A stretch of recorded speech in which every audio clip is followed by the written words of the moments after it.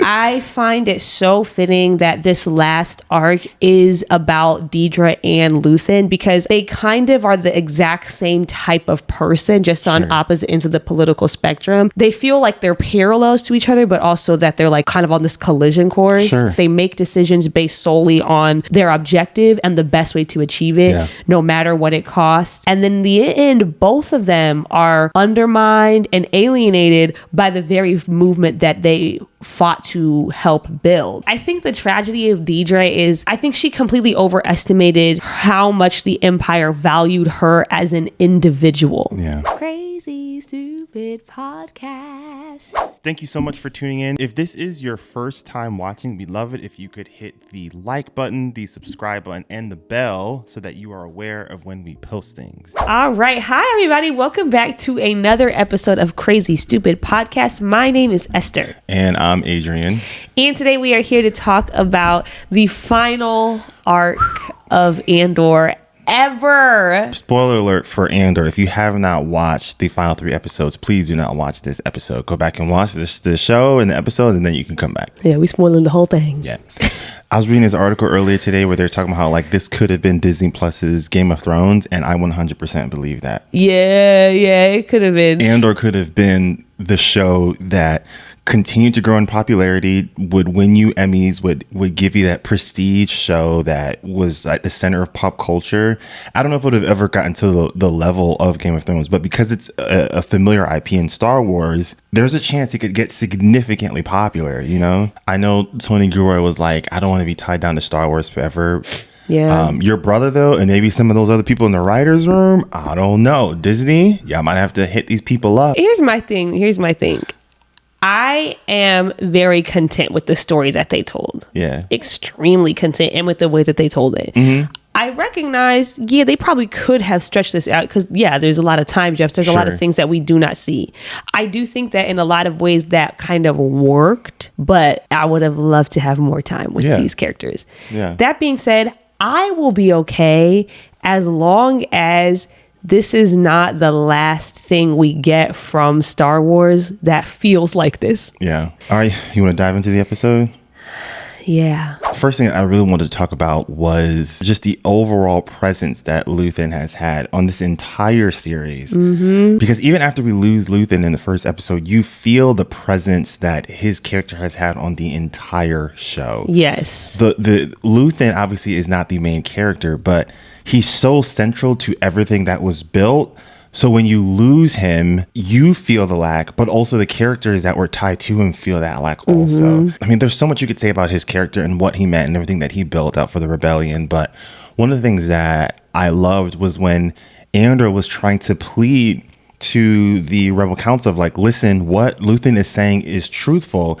And they're having these conversations of like, can we trust the word of this person that we've never necessarily trusted? And Andor has this line that I really love where he was like, listen, I know who Luthen is. I know the good parts of him and the bad parts of him. And it was almost as if they were trying to have this moment where they were trying to figure out, how will we remember who this person is?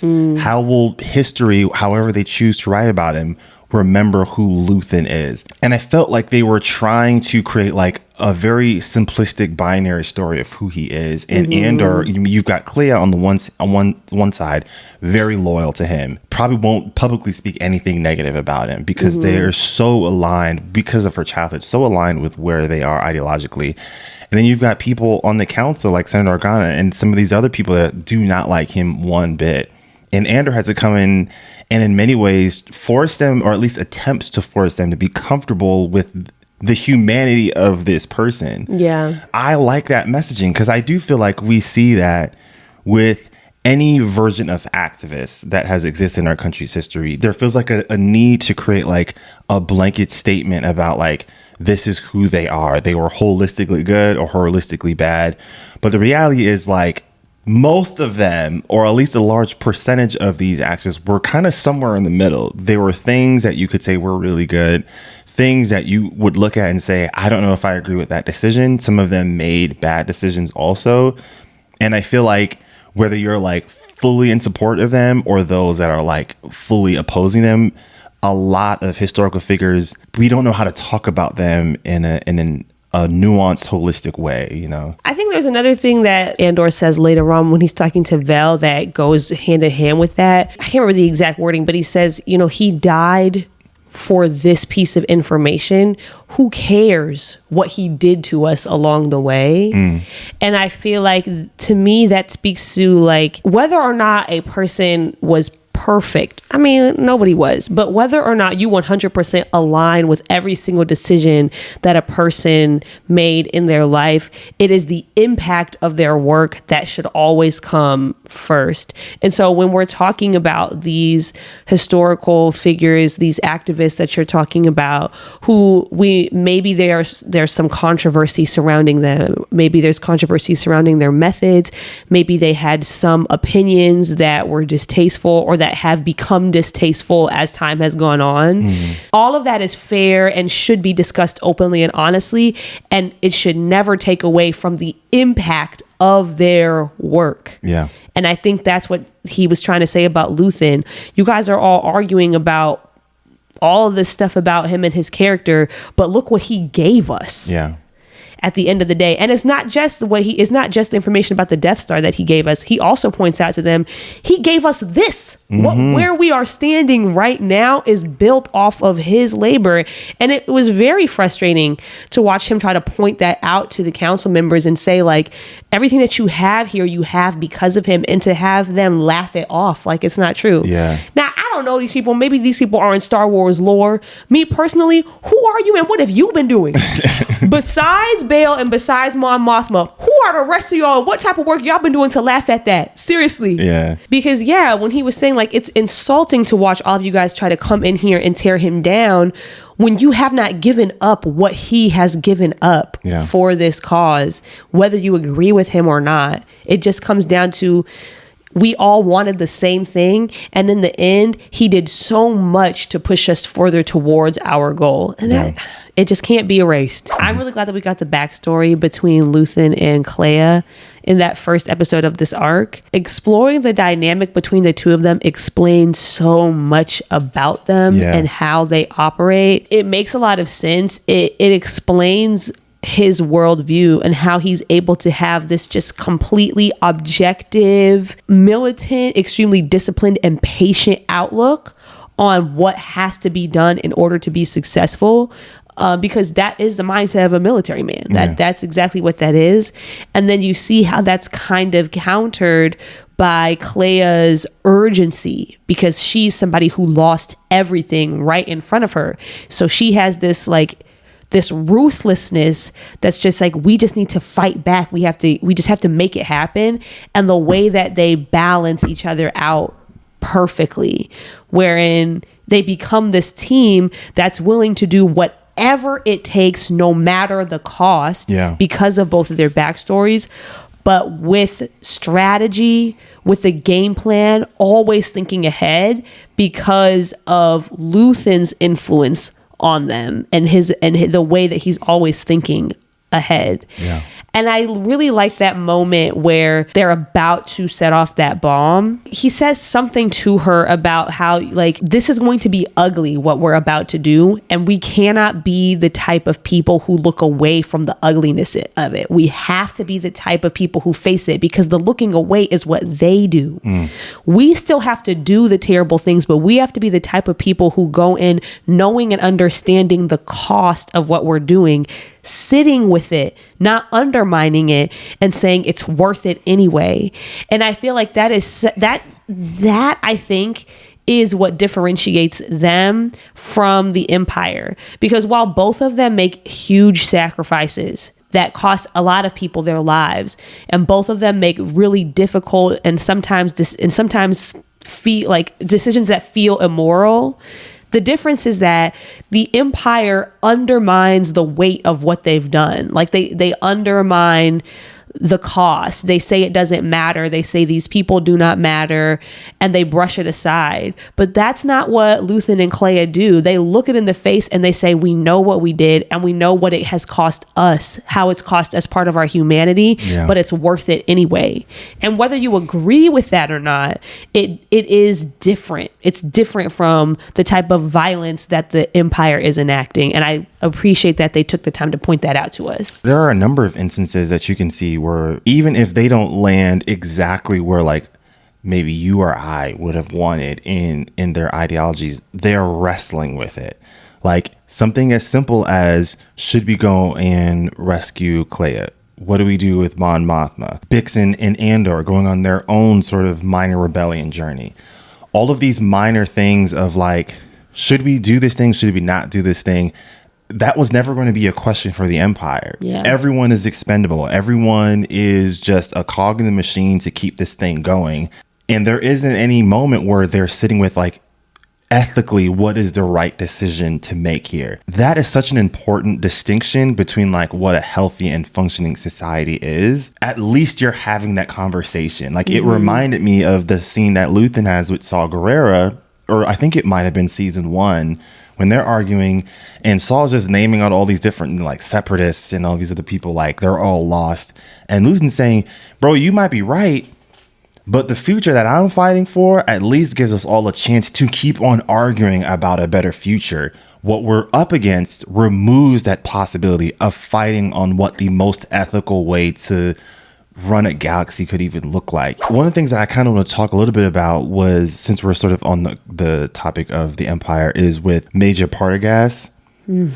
There's so much that you can say about that last scene that he has before he unalives himself.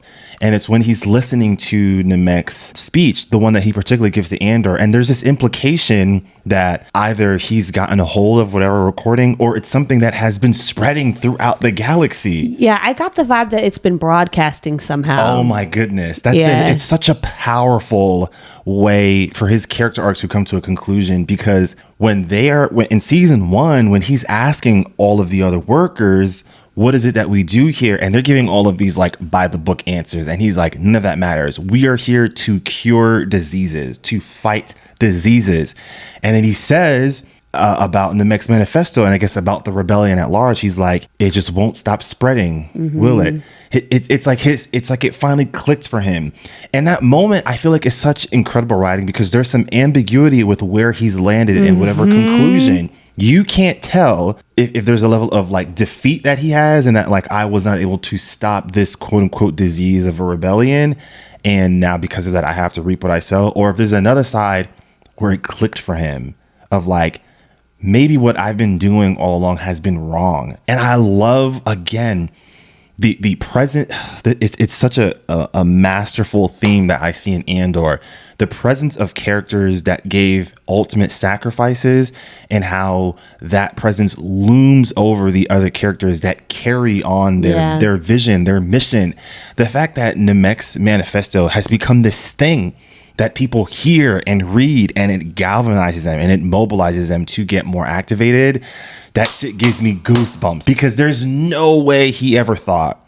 He's just handing it to this one person that's next to him, not thinking that the reach of what his writings would do would spark this entire movement to some people. And I love that so much. It's definitely a goosebumps moment. It's definitely a goosebumps moment. The actor who plays Partagaz, I think, deserves a lot of praise. He's he played Qyburn in Game of Thrones. Yeah, I knew he was in. He's one of those British actors that's in all the everything. things. You look on his I bet Wikipedia. He was in Harry Potter too. Maybe. You go on his Wikipedia page, like, oh, he's been acting since like 1970. That's like an OG.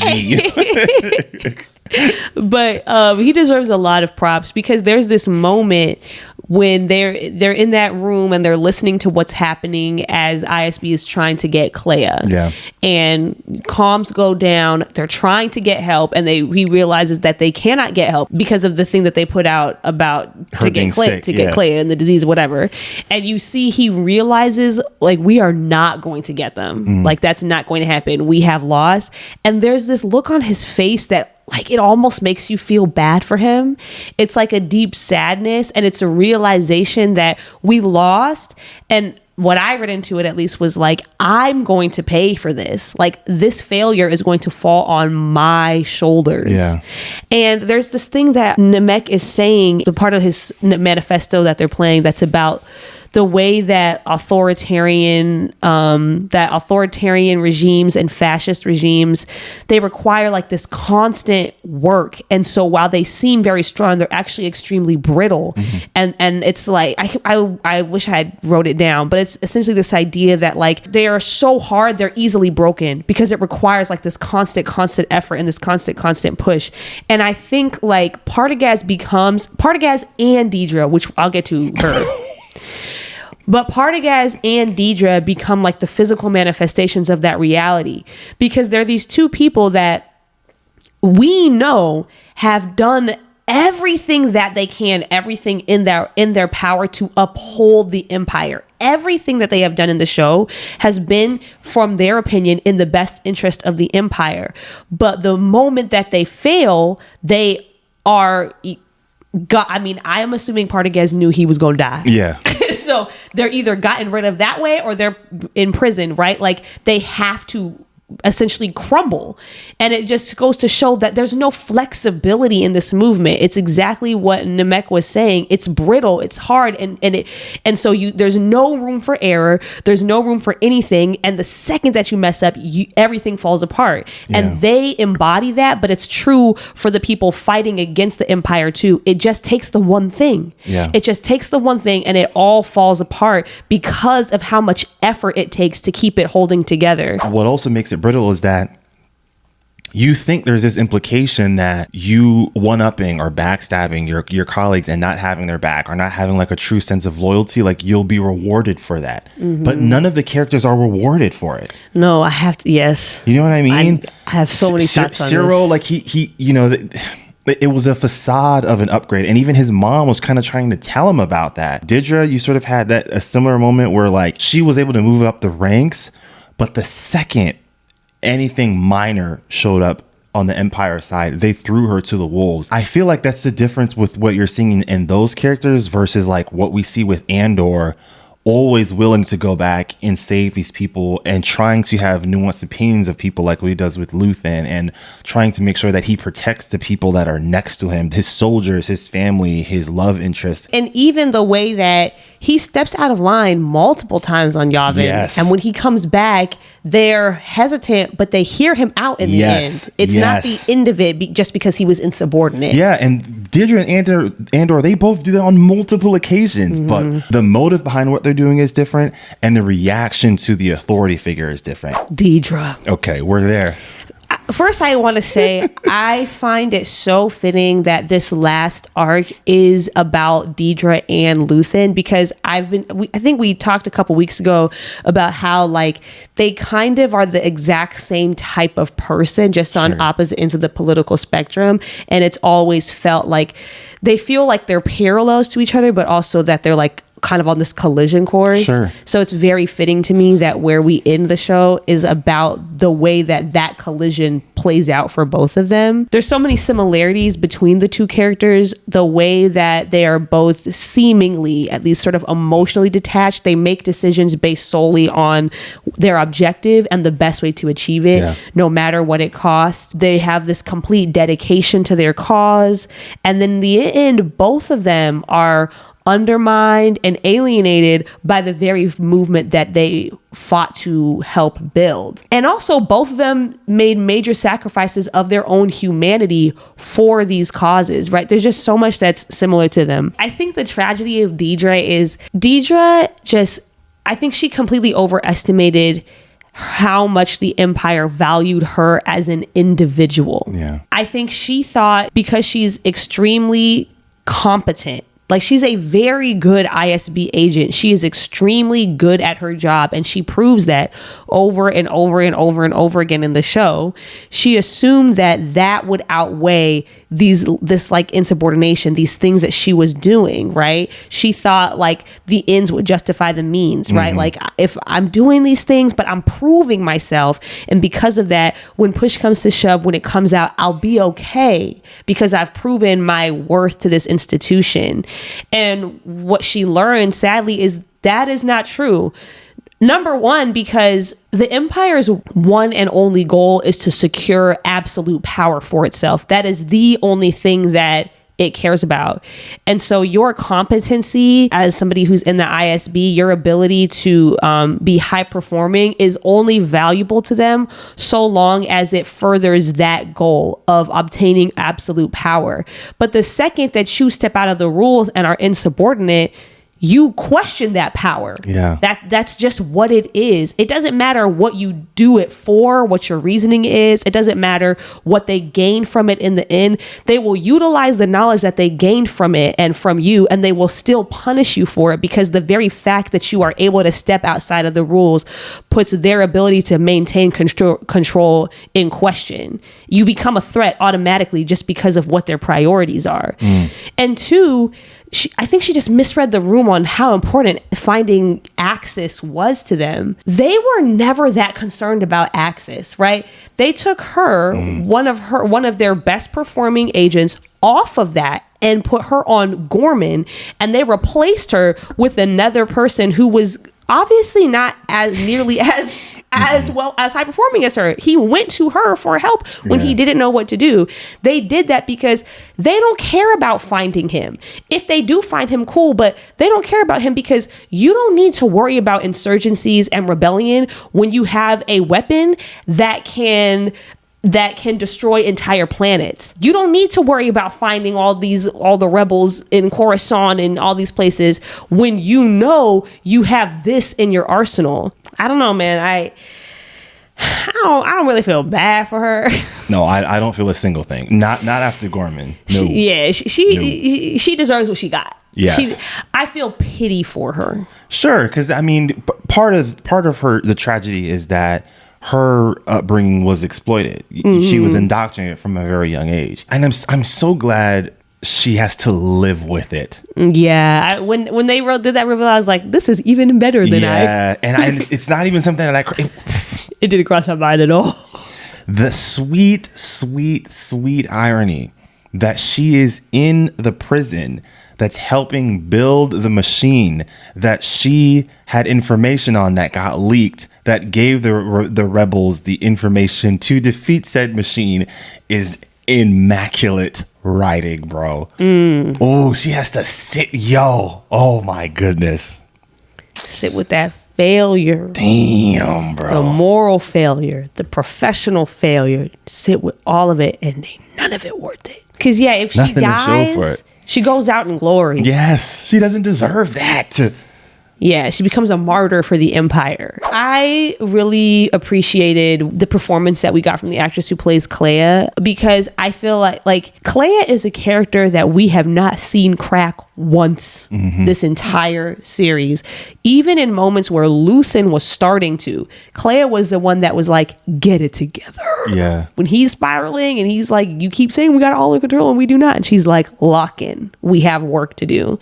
And it's not even when they get Luthen and he's in the hospital that she cracks, because even after that, she's still like one track minded. I have a mission. I have to get to him. But as soon as she loses him, she really falls apart. She's, she's not making rational decisions. They spend all that time in that in the safe house, knowing that they have to go. And she's just, she's panicking, and we haven't seen that from her yet.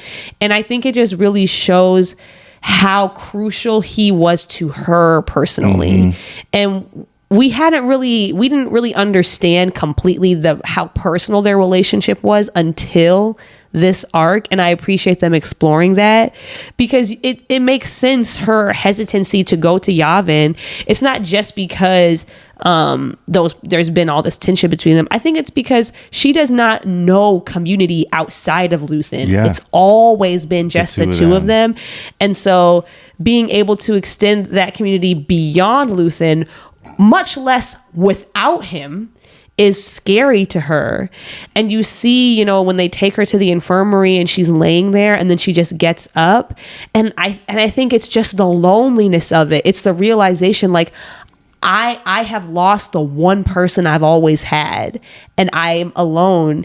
And she kind of just goes out not really knowing where she's going, just looking for someone, and luckily Vel finds her, and they have that conversation where she says, like, I don't even know where I am. Like, I think just because she feels displaced in her life without him. Yeah. And I love that Vel tells her, like, you are among friends. That is where you are. This community exists for you too. Yeah. It also gives us a different meaning to the line that Luthen had, because Vel says it in that final episode, I have friends everywhere. And it goes to show kind of what you were saying earlier, like this crucial difference between the two movements is this idea of community. Yeah. That they're trying to build something where they care for each other. Yeah. Only other thing that I have to say, I'm definitely feeling the post-TV grief after, when you get a TV show that you've been committed to and then now it's done and you're just kind of, what do I do next? I'm feeling that.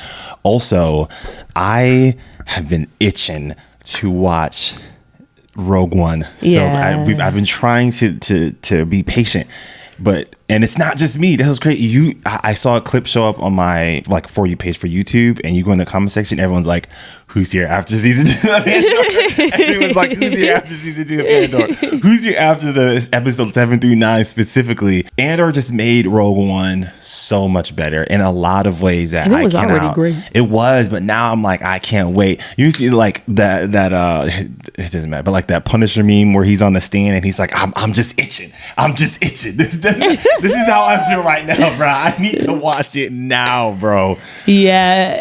The grief, I think, hasn't hit me because I'm like, well, I still have that. Yeah. And you know me, I forget movies. So it's like watching it for the first time. I ain't seen that movie in years.